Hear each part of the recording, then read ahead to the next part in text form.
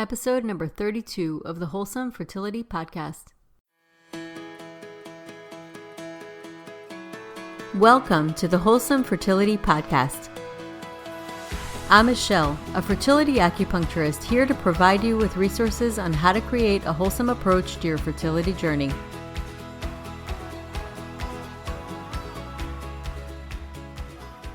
So today I'm so excited to have my dear friend Susan Singer-Alfonso back on the podcast. This is going to be a little different because I've already interviewed her in episode 3. You guys can check it out if you're interested. She's a fertility yoga teacher. All of her details are there. Today's going to be a little different. She has an amazing podcast called Goddess Mama Fertility Podcast. And of course, we're in touch. She has been somebody I've sent so many of my patients to. She has actually been somebody I've worked with on her own fertility journey. And she's such a dear friend of mine that I just love so much. And we speak about fertility like 24/7. So we both thought it would be really cool to just have a conversation episode about us asking each other questions and having that as a podcast episode. So I really hope you guys enjoy this, and we are going to go ahead and get started. Hi, Susan. Hi, Michelle. I'm so happy we're chatting right now. I know. So this is just basically us recording our normal conversations and just sharing it. Exactly. Whenever we're, having lunch together or talking on the phone, this is the stuff we talk about. So we thought it would be fun to share what our questions are to each other, our answers are, the concerns that we have. Well, the concerns I have personally on my own fertility journey, and then also what my students talk to me about and vice versa. Exactly. And it's definitely, it's kind of a behind the scenes of what we feel as fertility professionals. Exactly. So do you want me to start or you start? I don't care. I'll start. Okay, go for it. Okay. I'm not sure on Michelle's podcast if the audience knows, but I'm personally on my own fertility journey. So I have questions. I definitely come from a professional standpoint on this, but then I also come from being, on the other side, being a student and wanting to learn as much as I can for, the same process that everyone else is going through. So as a gal who's going through her own fertility journey, I have always felt, even where I'm at today, going on about 3 years, it's still so overwhelming because there's so much stuff always coming out at you, especially if you're in the Google black hole or you're talking to friends and everyone's like, oh, you should do this, you should do that. But one thing that always comes up, even with my Western doctors, is acupuncture. You should definitely do acupuncture. And I know a lot of friends that have done acupuncture, and people swear by acupuncture. It helped them get pregnant. So Michelle, why is acupuncture such a popular protocol for fertility? Because for many different reasons. I don't know. I can't answer this as a whole because I don't know why other people perceive it, but I could just tell you my own experience with it and my own experience having it, which is it's changed my life. And I've gone on and studied it because of that as a result. So my own experience with it was I started out as a person who has had missed 3 months of my period at a time. And this is just ever since I started my cycle at age 13, that was my cycle until I was 25 years old. And the only option I got from Western doctors, which I'm not knocking because they have amazing things, but perhaps not for this particular situation and condition. The only thing that they could give me, which never made sense to me, even the first time I went at age 17 to a gynecologist, is go on the birth control pill.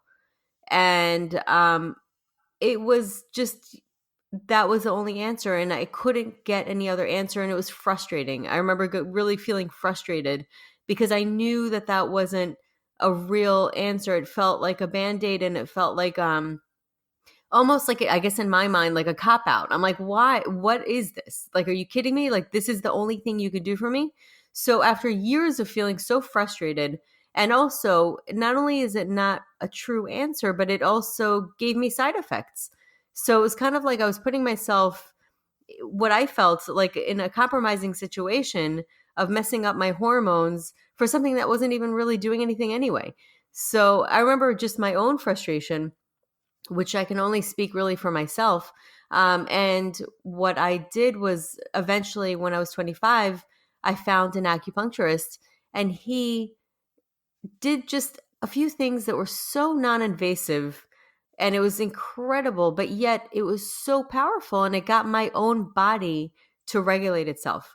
So that to me was just like, wow, this stuff is amazing. I just found the most amazing discovery like ever. I mean, it's not a discovery because it's been around over 3,000 years old, like, Hmm. but but the fact that something so simple and non-invasive can create such long lasting results and allow your body to be in a state of healing, because from my perspective, it's not us that are doing anything. We're just creating a situation for the body to heal itself more easily, without toxins, without blockages, removing all the things that are in the way and allowing the body to do its thing, because the body itself has the intelligence to heal itself. So that aspect of it, the simplicity, but yet the power in assisting our own body's healing, is incredible. And I think that now, after years, and it's fairly new in the West, if you think about it, it's I think around excuse me, the 70s, was when it really started coming out Hmm. a little bit more and becoming more part of mainstream, or part of like culture, Western culture. So it's fairly new in the West. And now, and in the West also, we love science and we love to see results, and that's a big thing. Whereas in the East, they've seen it through observation, not through a laboratory. And it's something that they've noticed over time, and they've like just observed the body and observed animals and what they do when they get sick and that kind of thing. And that's how they found this medicine. But in the West, we really love science. We love to see results. And I think that just over time, people are seeing results, whether it's doctors having patients come in and tell them these stories, or there was some research that was done, people with IVF having acupuncture before and after transfer, and the results were better on the specific one that I've seen in a specific protocol that's been used for the women that have had the acupuncture versus the women that have not had it. So over time, I think it's just becoming apparent, and it's really not so much the doctors looking into it as much as the doctors hearing back from their patients and saying, okay, so this is doing something. And it's also helping me implement IVF, because it's creating a state of calm in my patients. So this is great. Right. Yeah, I mean, Mhm. I do it and I just know being on the table and how I feel when I walk in to compared to how I feel after, like the Yeah. energy. Yeah, you don't really know if no one has done acupuncture before, you don't really know what's going on in your body. You might after maybe a few sessions, you really start, your digestion is better or things start flowing better. You feel more Yeah. open, perhaps. But I know after the sessions, I'm always in a state of bliss. And the way you can tell if it's working, maybe for some people, is even with, if you did IVF without acupuncture and then you decide to do it again and then you do like a retrieval, is, maybe there's more eggs that are being retrieved. This transfer was more successful than the one previously.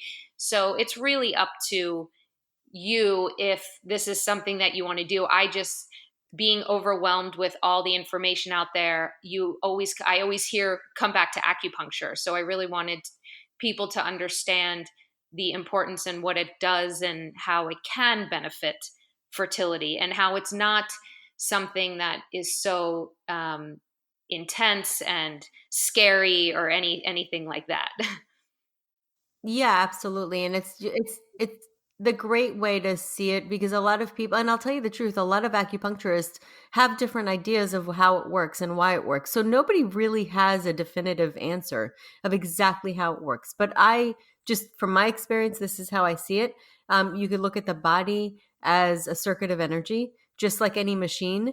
And we tweak little parts. So, say, like one area is not relaying the energy correctly, so we release and tighten and basically just mess around with the different ones.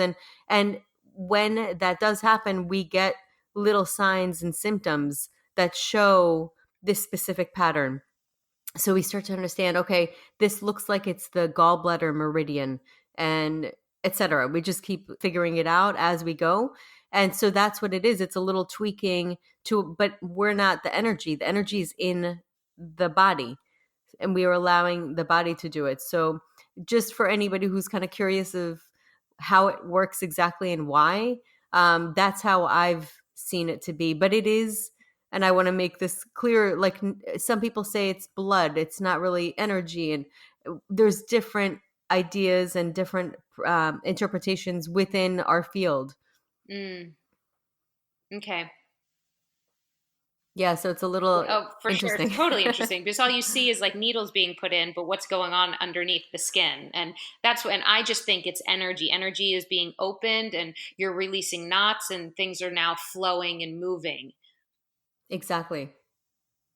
Yeah, awesome. So I want to ask you, how has your journey, because I know you've had your own personal journey, and I feel like you found your calling just in being your friend and listening to what you're saying and the passion that you feel with fertility yoga. I mean, you are so passionate about it, and I love it. And that's why I love talking to you, because it's just so much fun to talk to somebody who's passionate about what they do, and it's contagious.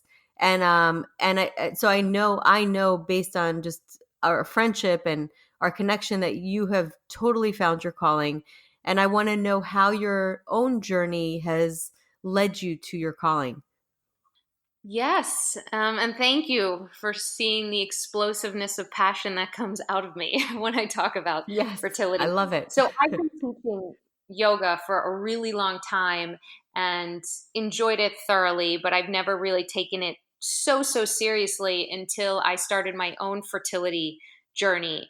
And after my first two rounds of IVF, I was completely outside of my body. I felt that I was letting the doctors and everyone around me take control and I wasn't listening. I was not in a place of really stopping and being still to really start understanding what's going on, because it becomes a competition with yourself. Okay, the first one failed, I'm going to go and do the next one. Even though I was in the health and wellness world and I heard about acupuncture, I was doing acupuncture and I was eating healthy and all these things, and I was doing yoga. This is such a different, I mean, going through your fertility journey and trying to be a mom and wanting to be a mom at that moment, and your body's not working the way you think it should be working. I mean, I'm a woman, I should be able to have a baby. Like, what's going on? You start being kind of mean to yourself, and you completely just step outside of your body and ask everyone else around you, including Google, what the answers are and how do you fix me. And after the Right. second one failed, something brought me back to my mat. I don't know what it was. And when I say back to my mat, it's like back to meditation, to become a place of stillness and really hone in on what's going on inside of myself. And once I was able to tap back into the true self, into myself, is when I realized that this journey is what it is. For some reason I have to go through this. I don't know why. I trust in the core of my being that I'm going to be a mom no matter what. I don't know how, when you just don't know, or I just didn't know, but I trusted that the universe had my back and my body was able of producing a baby no matter what. Yeah. And I started mindset work. I started doing yoga and meditation and just vibrating at a level of knowing. And that really brought me into a place of how important this space of yoga and the mindset work and meditation is. And that's what brought me into helping my students and other people who I don't know have babies as well. It's so beautiful. I love that because I always thought that like your calling, and most of the time when I find that people really find their calling, it's usually so synergistic, and it helps you. Your calling heals you. It's your medicine, but yet it also heals others in the process. It's incredible. It's so So I find true. it so fascinating. And it sounds like you found your home. You found your mental, like, consciousness state of home. And Yeah, I think that that's really what it comes down to. it's true. And I wasn't a girl's girl. Like, I didn't know really anything about my menstrual cycle. My period, I got my period every 28 days. I was an athlete. I worked out crazy, even when I had my period. Like, I didn't know anything about my cycle, or even as a yoga teacher, as someone who's been practicing for over 10 years, I wasn't too familiar with certain poses that can really benefit the reproductive area. So it was, no matter as much as I was learning, of course I was helping myself as well with all the breathing and these new poses, and bringing it down to a restorative class instead of like a power vinyasa class. And it's just been, to me, it's to be able to guide and help someone through something like this, instead of just, oh, let me get you sweaty and you'll feel good after that. It's so different. It is really different. And it's interesting too because I talk to my patients, and I have certain patients that really want to lose weight in order to create a more fertile environment in their body. And there's obviously a balance. If you're too thin, you need to gain, and it's just bringing yourself back to balance. But then they go and do these high intensity workouts, which actually have been shown to increase cortisol. And I always say, just do yoga. Like, and I mentioned fertility yoga. There's a specific yoga for you. And what's amazing about it is it really does get your body balanced. It is a workout, but at the same time, it calms you down. Like, it doesn't increase cortisol. It actually has the opposite effect. So why not do that? I think it's just such an intelligent form of exercise. Yeah, it's so difficult though for people that either really want to lose weight or they're used to working out and sweating, even myself, to be Hmm. able to bring yourself down into a restorative yoga class, and that is your workout for the day, Yeah. is really difficult for people. It was difficult for me, to just sit there for 10 minutes and put my legs up the wall. It's Hmm. like, what? How is this? No, I need to sweat. And when it's important to understand the shift of why you're doing it and for what reason you're doing it. Like, okay, I've been working out like this for how many years, and right now it isn't helping me get pregnant. So let me change it. Stop worrying about, oh my god, I need a sweat. I need that feeling. I need to lose weight. It's not about that. It's about, making sure that your body's ready to carry a baby. So Hmm. it was hard for me to get into that space. And, especially someone, it's like, oh, this isn't the reason why I'm not getting pregnant as I'm running 6 miles. But maybe, I don't know, maybe it is. Maybe it's part of it. Maybe if I Hmm. just stop that for 6 months, 3 months, and see if there's a significant shift in what's going on with my body. Am I so concerned that I'm going to gain 5 pounds if I stop running or lifting weights or something? This is where our mind goes. And we have to remember what the overall picture is.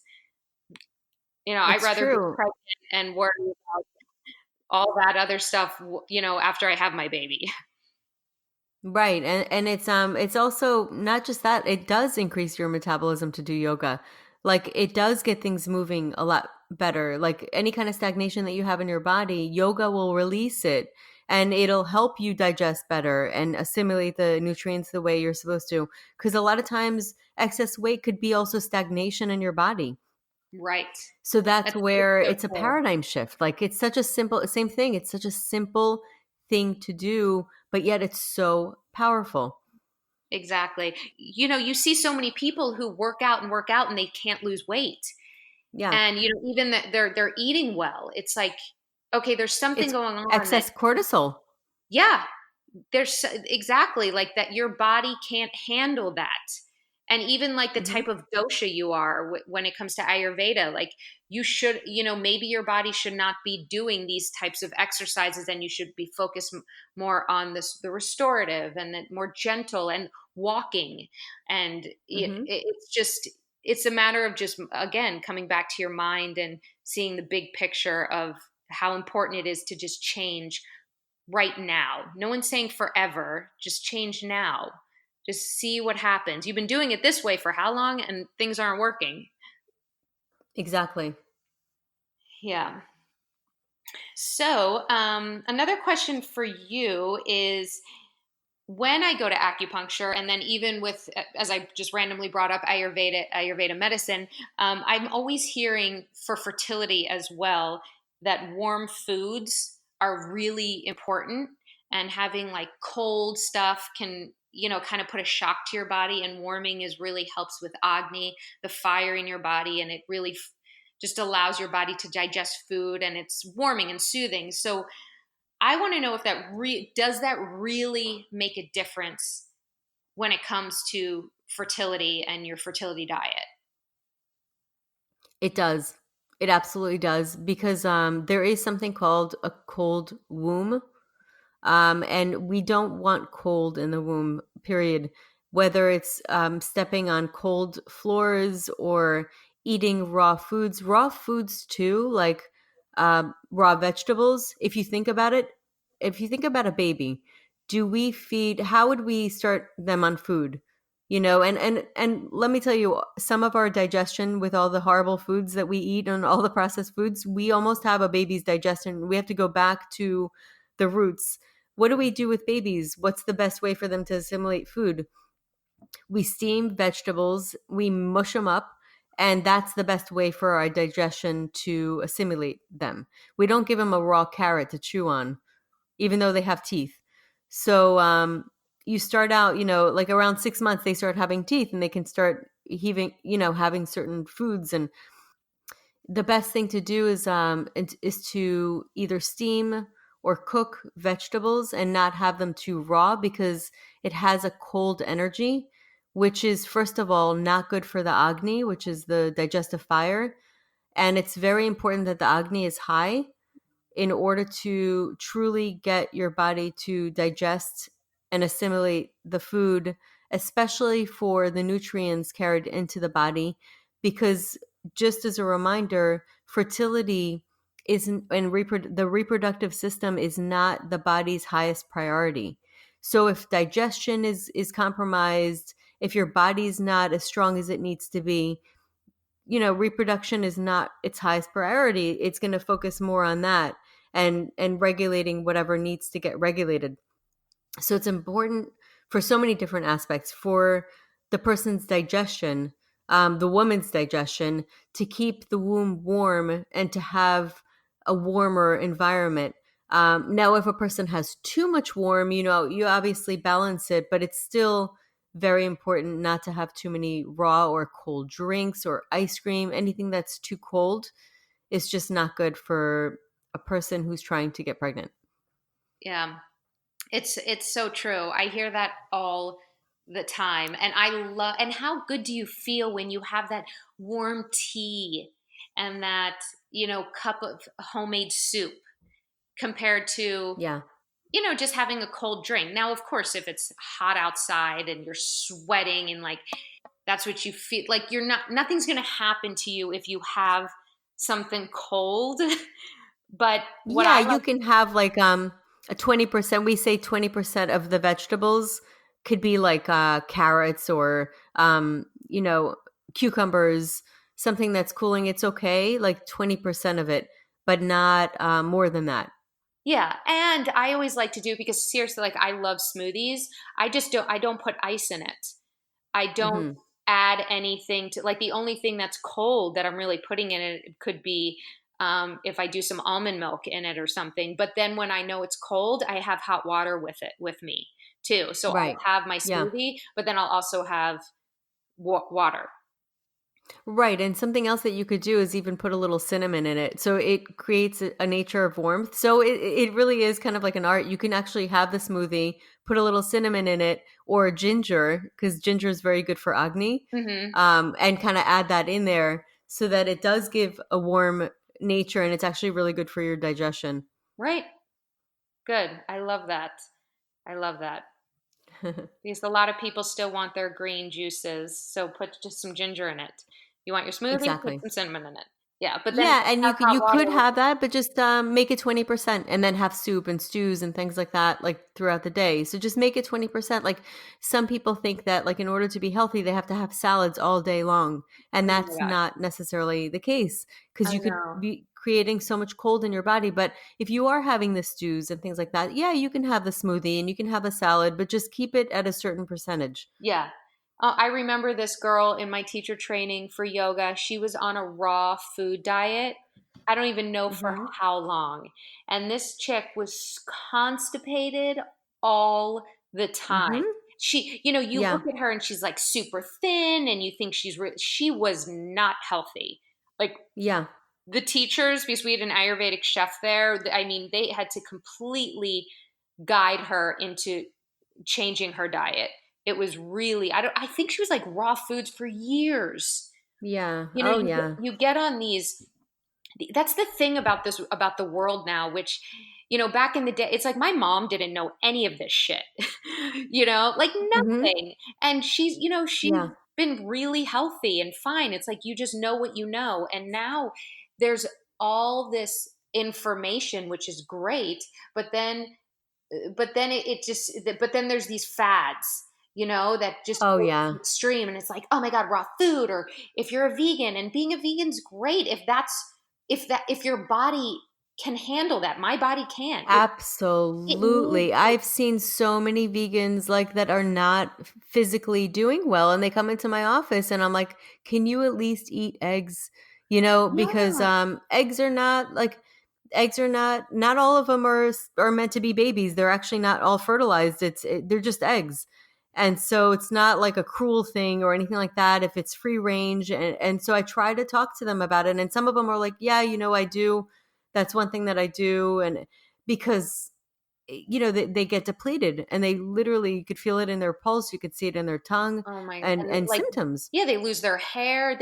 And that's the thing. It's like these diets, these fads. I don't even want to say diets, like, but it's this marketing that goes on that's consuming us. Yep. And the green juice cleanses and all these things. You just have to take everything with a grain of salt. And this is coming from someone who It's true. basically wanted to try it all, and I have, and just learn. You just have to, if you want to be vegan, like, great, but just test your body, see if it can handle it. Don't Right. go to the extreme. Exactly.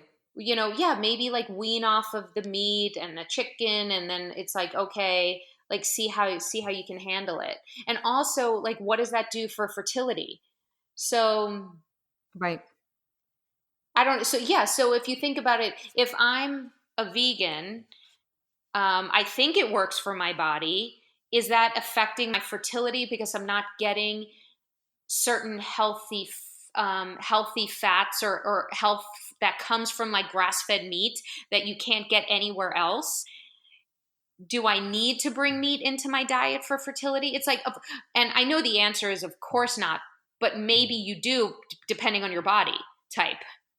It does. It depends on the body. Some people are robust, they can handle it. And same goes with herbs. I mean, there's certain herbs that are too much for certain people.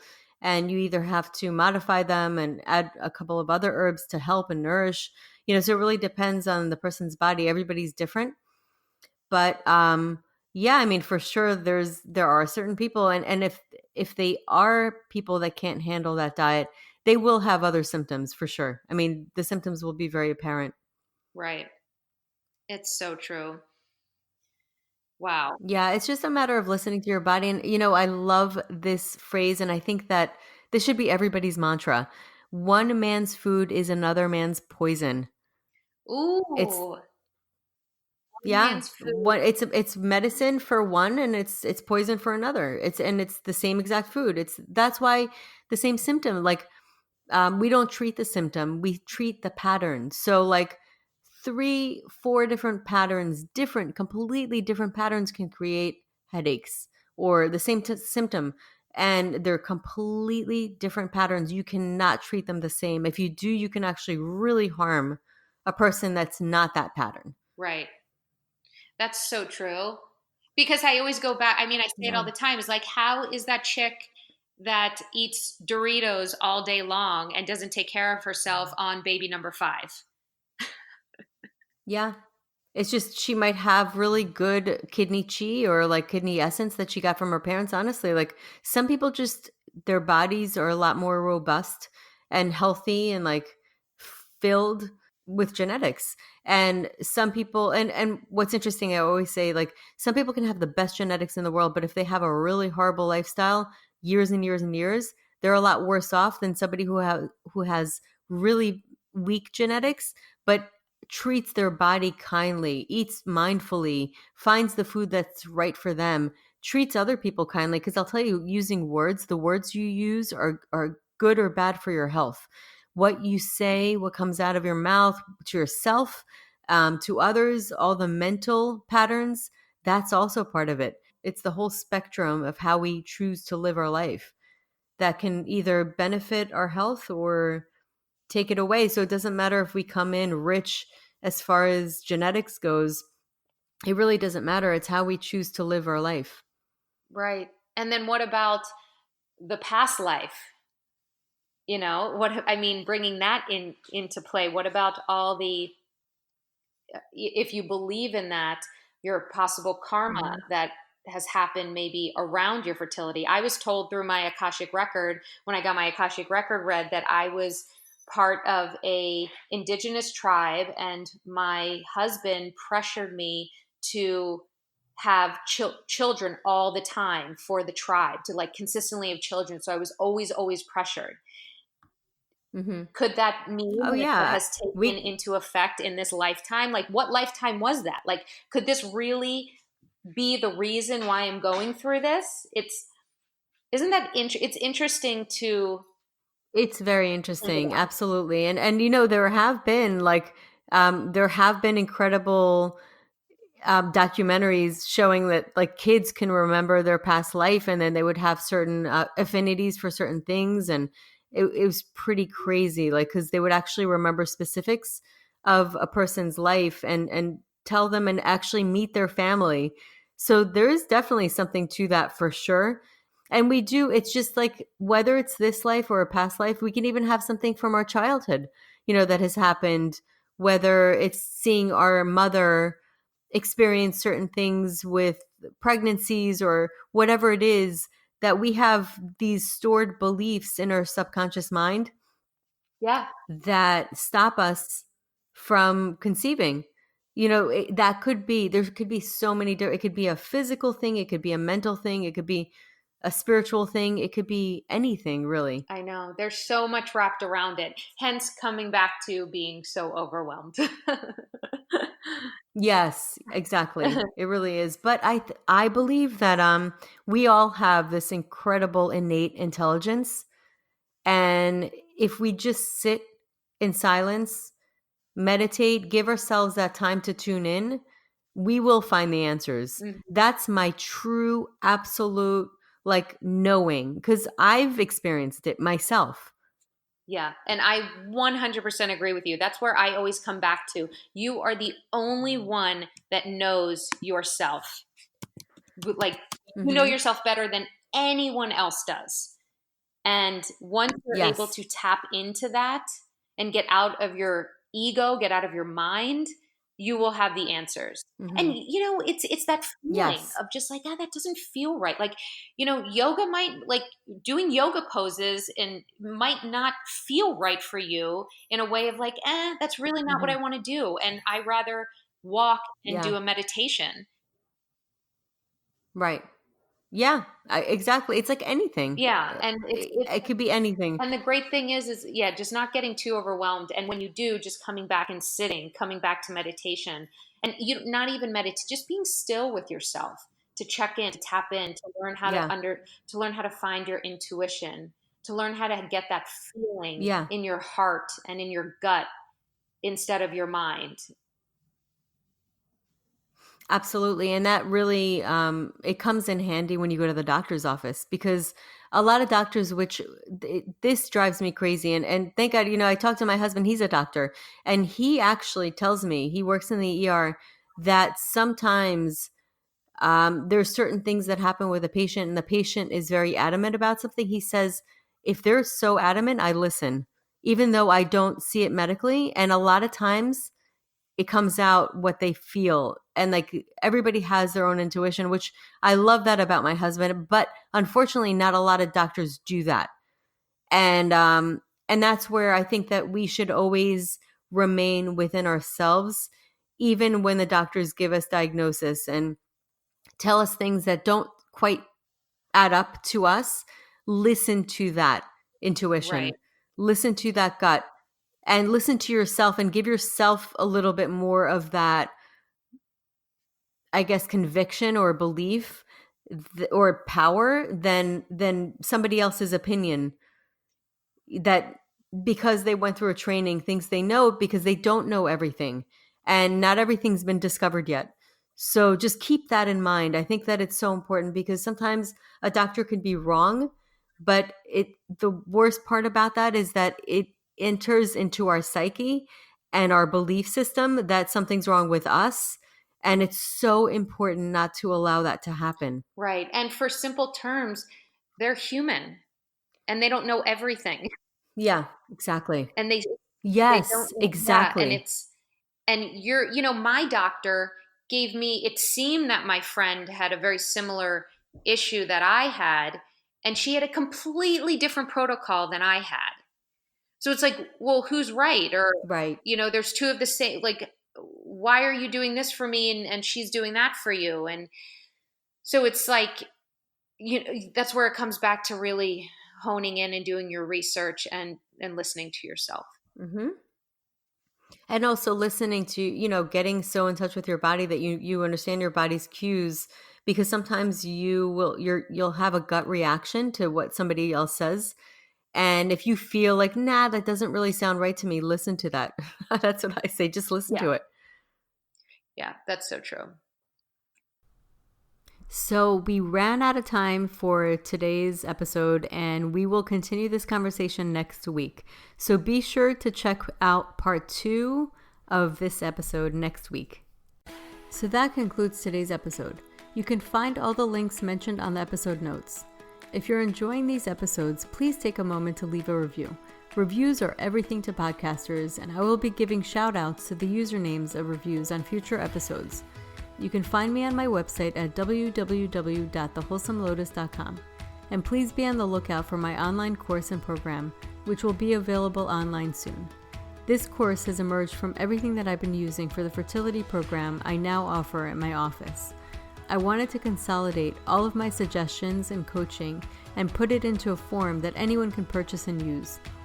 It was important for me to encompass key fertility health factors, as well as guide you on implementing changes in your routine that are shown to boost fertility while being realistic and user-friendly. I will be offering this course with and without coaching. If you're interested and want updates, as well as a free ebook on my top 10 fertility boosting habits, you can visit my fertility page on www.thewholesomelotus.com, where you can find the subscription form. I am also offering a discounted pre-registration price for a limited time. If you're interested in that, you can contact me on my contact page. I thank you so much for listening in and hope you have a beautiful day.